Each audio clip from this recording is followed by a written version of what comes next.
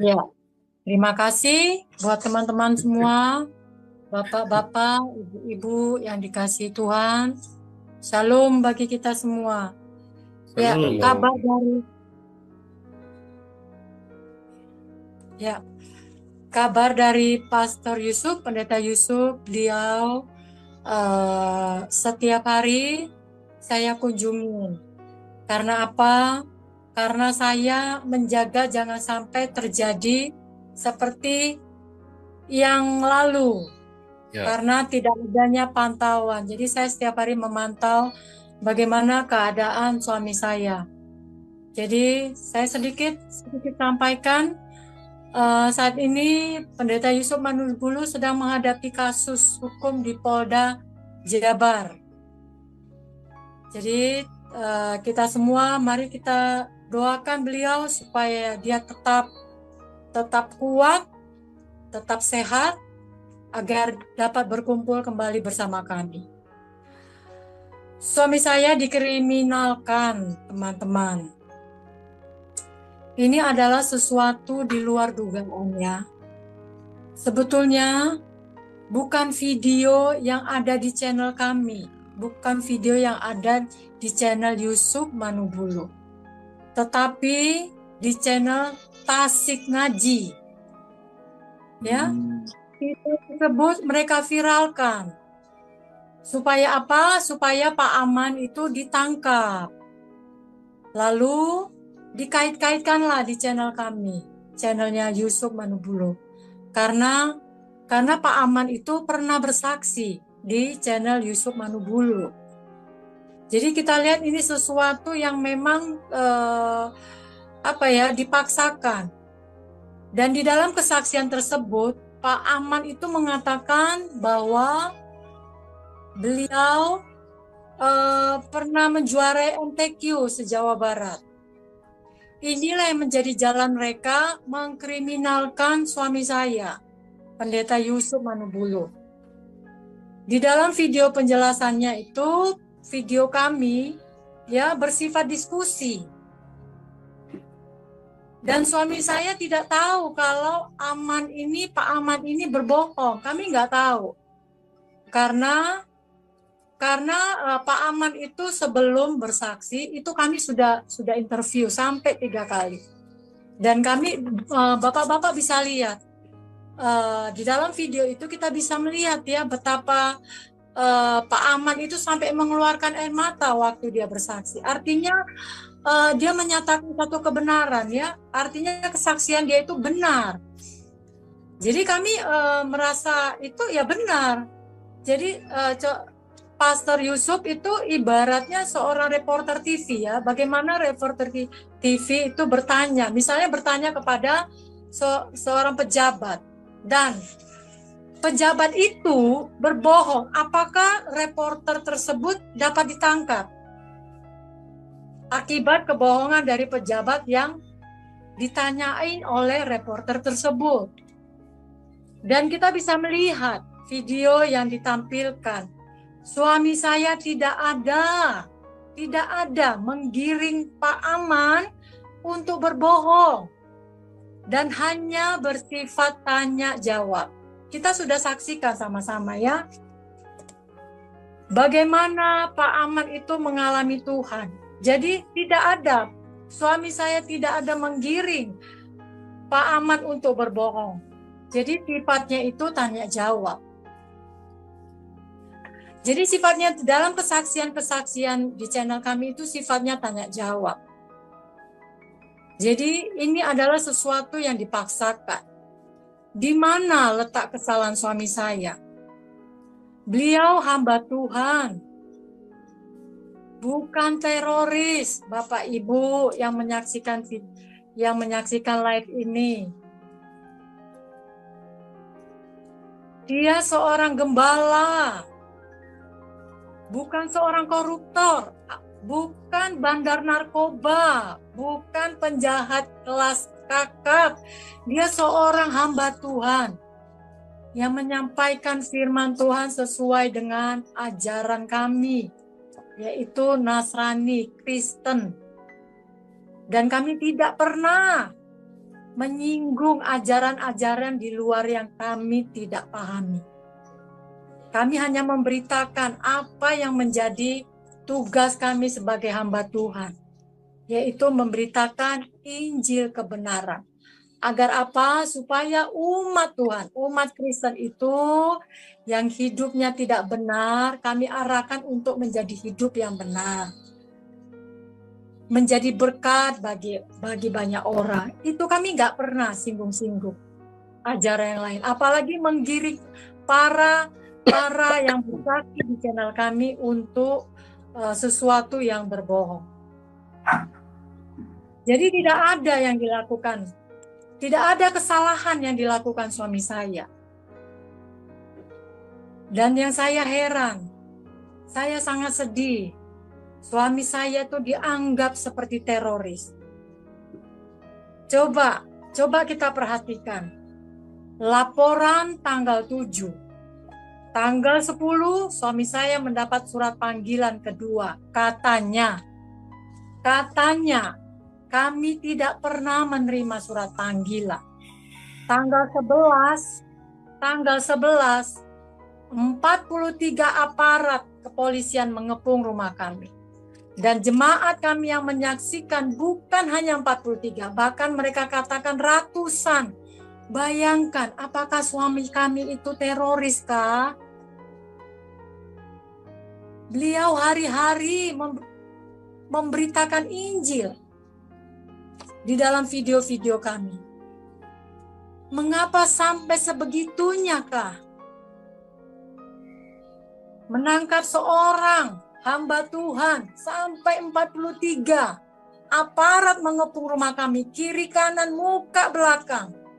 Bahkan jemaat kami yang menyaksikan lebih, mereka katakan lebih, ratusan.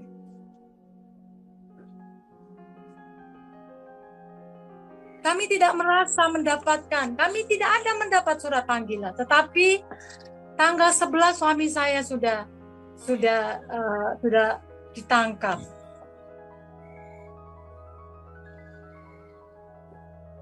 Apakah pendeta Yusuf yang statusnya sebagai hamba Tuhan, pendeta gembala Bapak rohani, dianggap sama seperti penjahat kelas kakap, teroris, bandar narkoba?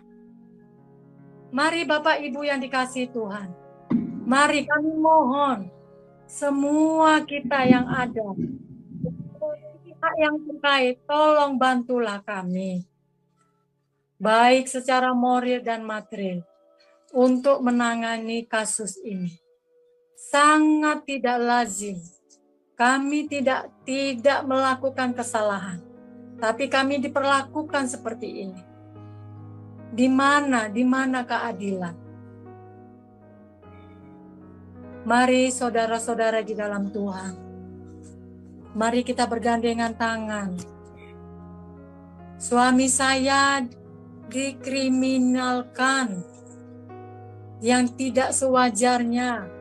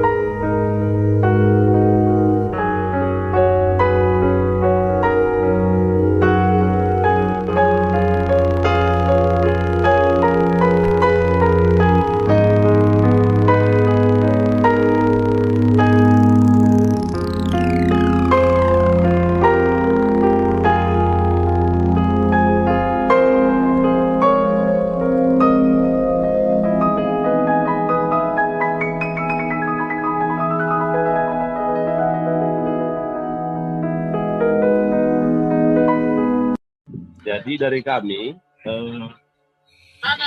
tahap-tahapan yang sudah kami lakukan seperti yang pernah kami report dalam Zoom-nya Pak Ujang ini, di hari Selasa lalu kami sudah sudah lakukan daftarkan rapid gitu ya, pra peradilan.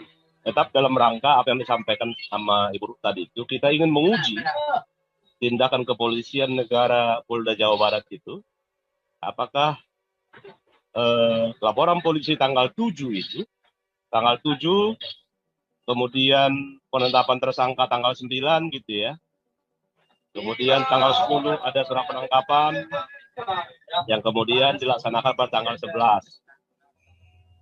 Berikutnya, seperti yang kita ketahui bersama, hukum itu sudah mengatur, nggak bisa dikarang-karang.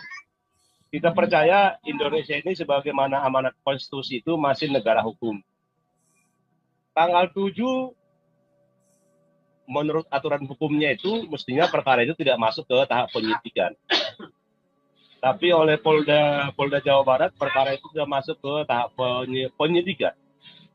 Sehingga mereka sudah terbitkan surat panggilan kepada Pak Yusuf Manupulu dan keluarga, yang ada 2 saksi ya, saksi yang anak-anaknya Pak Yusuf, diantarkan ke alamat yang tidak ditempati oleh Pak Yusuf Manupulu dan keluarga.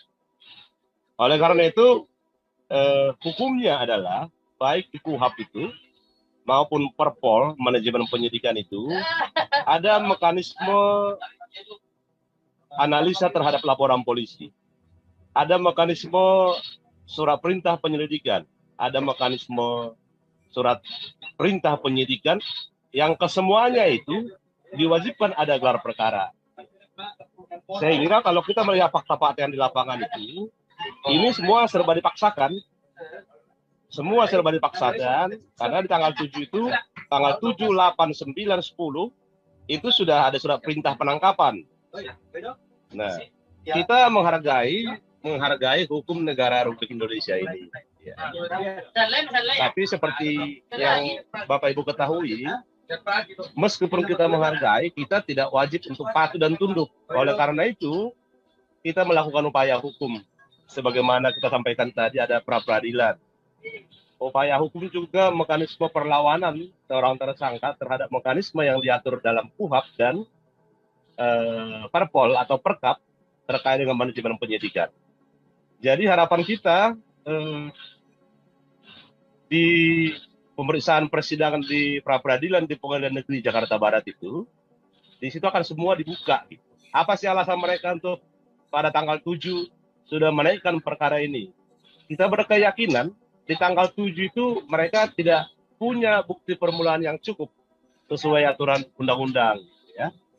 Karena apa? Satu, di hari itu mungkin saja mereka punya screenshot, ya, screenshot tangkapan layar terkait dengan YouTube-nya Pak Pendeta Yusuf Manupulu. Undang-Undang ITE mewajibkan setiap bukti surat yang dijadikan bukti dalam perkara wajib dilakukan uji forensik terhadap produk ITE tersebut. Sehingga apa? Yang kita yakini kalau toh misalnya tanggal 7 itu ada bukti paling hanya saksi. Hukum kita mengatur unus testis, nullus testis. Satu saksi bukanlah saksi, gitu ya. Kalau hanya seorang saksi itu belum masuk kategori bukti sebagaimana diatur pasal 184 KUHAP, gitu ya. Jadi sekurang-kurangnya ada 2 bukti, itu yang disebut dengan bukti permulaan. Bapak Ibu sekalian, berikutnya ya kita juga mengharapkan dukungan doa bagi keluarganya Pak YM ya. Ada mekanisme pemanggilan terhadap saksi. Ada pemanggilan mekanisme khususnya anak-anaknya Pak YM. Gitu ya. Nah, undang-undang kita mengatur, KUHP mengatur wajib setiap siapa saja yang dipanggil sebagai saksi, gitu ya.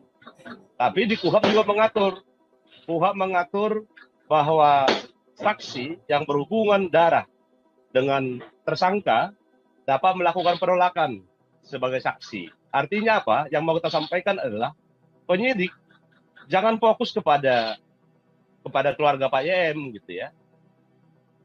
Karena mungkin kalau kita kuasanya Pak kalau kita kuasa hukumnya anak-anaknya Pak YM, kita pasti sampaikan juga gitu. Ada aturan KUHP yang mengatur menolak sebagai saksi untuk orang tua gitu kan. Ketika sudah di hadapan penyidik ya. Nah, akan tetapi kan yang kita lihat kan bagaimana upaya Polda Jawa Barat berupaya menjadikan anak-anaknya Pak YM menjadi saksi. Nah, mestinya itu juga dihitung bahwa kemungkinan besar akan anak-anaknya Pak YM, keluarga Pak YM lah ya, akan menggunakan haknya menolak memberikan kesaksian terhadap orang tua kandungnya. Jadi kita menyuarakan juga lah kepada penyidik Polda Jawa Barat, ayo Anda itu polisi negara Republik Indonesia, Anda itu merah putih gitu ya, untuk bertindak juga sebagai polisi negara Republik Indonesia, berdiri di atas semua kepentingan golongan, berdiri di atas undang-undang.